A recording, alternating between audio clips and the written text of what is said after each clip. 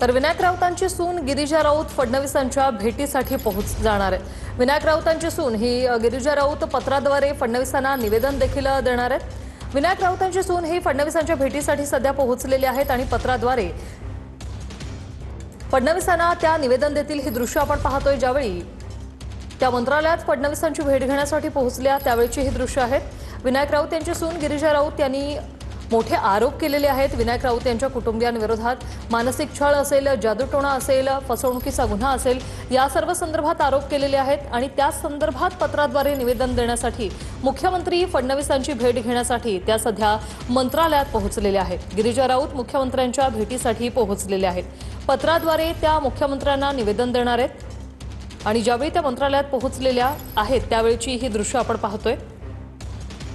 मुख्यमंत्री फडणवीसांची भेट घेऊन सविस्तर वृत्त त्या सांगतील आणि पत्राद्वारे निवेदन देखील देतील।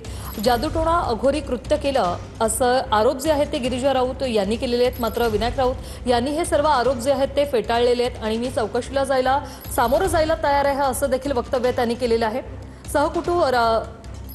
राऊतांसह संपूर्ण कुटुंबियांवरच त्यांनी आरोप केलेले आहेत। तर गिरिजा राऊत प्रकरणात पोलिसांनी चौकशीसाठी बोलवल्यास मी जाणार। माजी खासदार विनायक राऊत यांचं हे वक्तव्य। अटकपूर्व जामिनासाठी आम्ही अर्जही केलाय असं विनायक राऊत म्हणाले। विनायक राऊतांसह कुटुंबियांवर सून गिरिजा राऊत यांचे गंभीर आरोप आहेत। आमचा विश्वास आलेवर आहे असा पोलिसांचं म्हणणं नाही, देवतेवर पण आहे। पोलिसांचं असं म्हणणं की तुम्हाला पण चौकशीसाठी कधी अध्यक्ष बोलवलं तर आम्ही जाणार ना। बघू हां ठीक आहे। तुम्ही आता सेना होणार हो मी ठीक आहे। आम्ही दाखल केलेलं आहे। 23 तारखेला नाही या ना शॉर्टमध्ये नाही केलेलं। चला ओके थँक्यू।